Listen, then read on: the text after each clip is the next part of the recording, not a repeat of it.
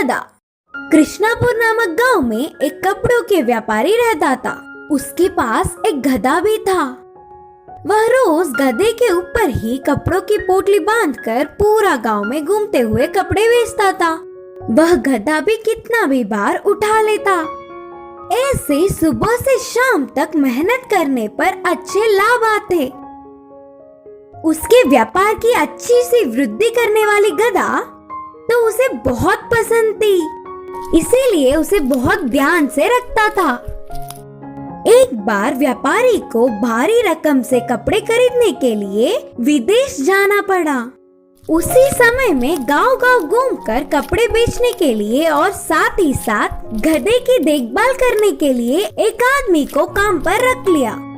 सारी जिम्मेदारियां उसे सौंपकर व्यापारी विदेश चला गया।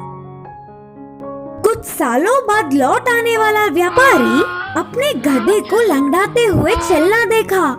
वह अपने पसंदीदा गधे को ऐसे लंगड़ाती हुई चलता नहीं देख पाया। काम वाले को पूछने पर भी उस विषय में उसे कुछ नहीं पता करके कहा।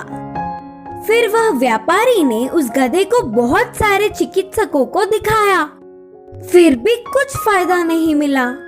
गधे को देखने वाला कोई भी वह क्यों ऐसे लंगड़ाती हुई चल रही है, इसका कारण नहीं बता पाया।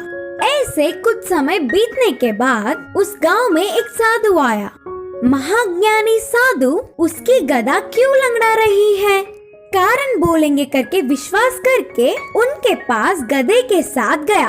पूरे विषय जानने वाला साधु इस गधे की देखभाल करने वाले को इधर ले आओ करके कहा। तब तुरंत व्यापारी ने काम वाले को बुलवाया।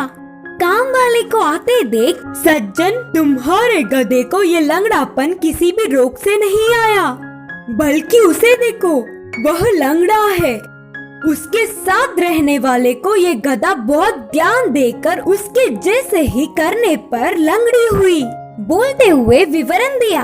हमारे आसपास के रहने वालों का प्रभाव हम पर ही ज्यादा पड़ता है। अगर हमेशा के लिए उसकी लंगड़ापन को दूर करना है तो पहले उस काम वाले आदमी को बदलना होगा। व्यापारी उनकी सारी बातें मानते हुए तुरंत काम वाले को दूसरी जिम्मेदारियां सौंपकर उस गधे पर कपड़े रखकर घर घर घूमकर वही बेचने लगा।